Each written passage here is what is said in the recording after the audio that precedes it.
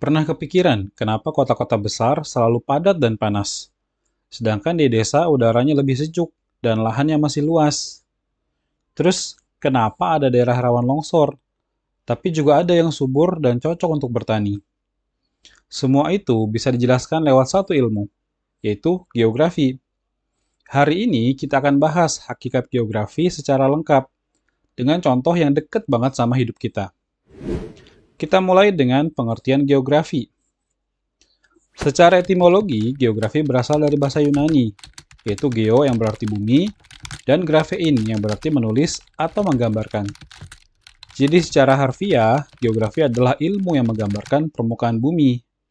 Tapi zaman sekarang, menggambarkan bumi itu nggak cuma lewat peta. Misalnya, saat kamu buka Google Maps buat cari rute tercepat ke sekolah, itu juga termasuk praktek geografi modern.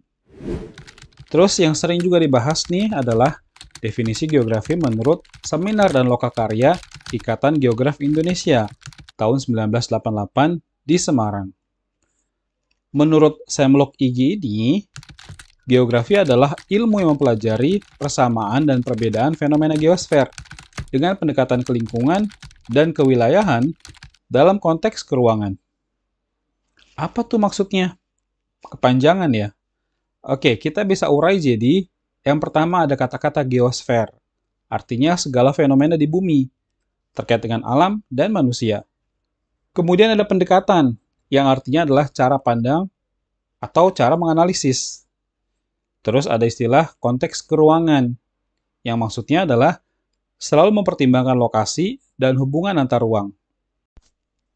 Jadi, geografi itu bukan cuma pelajari alam, tapi juga hubungan antar manusia dengan lingkungannya. Geografi punya dua aspek utama. Yang pertama aspek fisik, yaitu berkaitan dengan alam. Ngomongin gunung, sungai, iklim, cuaca, kemudian tanah. Contohnya, daerah lereng gunung rawan longsor karena kemiringannya lereng dan curah hujannya tinggi. Yang kedua ada aspek sosial. Ini berkaitan dengan manusia. Ngomongin kepadatan penduduk, migrasi, permukiman, dan ekonomi. Contohnya, kemacetan di kota besar disebabkan oleh tingginya urbanisasi. Jadi ketika bahas banjir di Jakarta, kita bisa lihat dua sisi. Dari aspek fisik, itu ngomongin intensitas hujan dan dataran rendah. Dari aspek sosial, kita bisa ngomongin buruknya drainase, pertumbuhan penduduk, dan alih fungsi lahan. Berikutnya ada objek dalam geografi. Objek kajian geografi terbagi menjadi dua, yaitu objek material yang ngomongin apa yang dikaji. Contohnya, dalam bahasan alam, kita ngomongin sungai, gunung, cuaca, atau dalam bahasan sosial, kita ngomongin penduduk, kota, ataupun industri. Berikutnya ada objek formal. Ini bicara tentang bagaimana cara mengkaji, melalui pendekatan keruangan, kelingkungan, dan kewilayahan.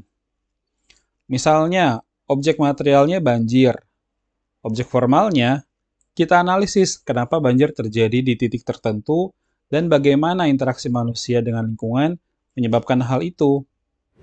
Yang tadi objek formal kita sebut juga sebagai pendekatan dalam geografi. Ada tiga pendekatan utama dalam geografi. Yang pertama pendekatan keruangan, fokus pada di mana dan mengapa di situ. Contoh, kenapa permukiman padat cenderung di dekat jalan besar? Kemudian ada pendekatan ke lingkungan. Dia menganalisis hubungan antara manusia dengan lingkungan. Contohnya, petani di pegunungan pakai terasering agar tanah tidak longsor. Dan yang ketiga ada pendekatan kewilayahan. Dia mengkaji karakteristik suatu wilayah secara menyeluruh. Makanya disebut juga kompleks wilayah. Contohnya, kawasan pesisir utara Jawa cocok untuk industri, sedangkan bagian selatannya cocok untuk pariwisata. Pendekatan-pendekatan ini saling melengkapi. Kemudian ada prinsip geografi. Ada 4 prinsip utama dalam geografi. Yang pertama, prinsip distribusi. Ini ngomongin gejala yang tersebar tidak merata. Contohnya, sebaran hujan di Indonesia berbeda-beda. Di bagian barat lebih tinggi, di bagian timur cenderung lebih rendah. Intinya prinsip distribusi ini ngomongin tempatnya atau di mananya. Yang kedua, interrelasi. Ngomongin hubungan sebab akibat antar fenomena.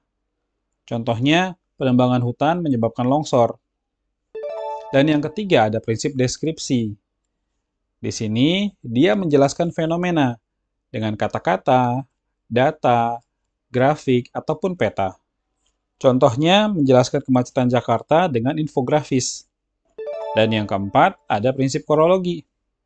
Di sini adalah prinsip yang menyeluruh, terkait dengan lokasi, interaksi, dan wilayah. Contohnya, pengembangan wilayah industri mempengaruhi sosial ekonomi sekitarnya. Jadi di dalam prinsip korologi ada distribusinya, ada interrelasinya, dan ada deskripsinya. Kita lanjut ke 10 konsep geografi. Yang pertama ada konsep lokasi. Ngomongin di mana letaknya. Ada lokasi absolut, ada lokasi relatif. Lokasi absolut contohnya letak astronomis. Lokasi relatif contohnya letak geografis. Kemudian ada konsep jarak. Ngomongin jauh dekatnya satu tempat ke tempat yang lain.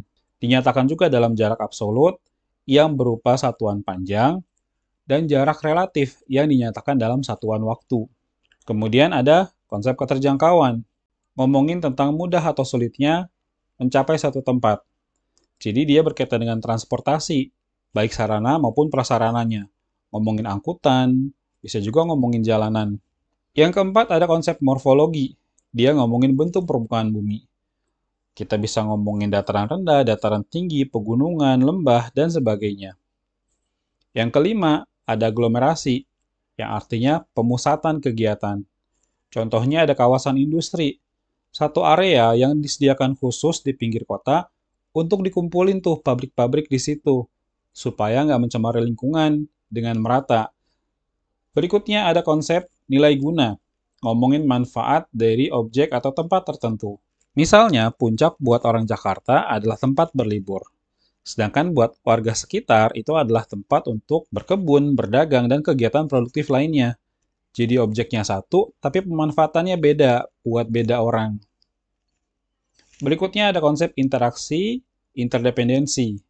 Interaksi artinya hubungan timbal balik, interdependensi artinya saling ketergantungan.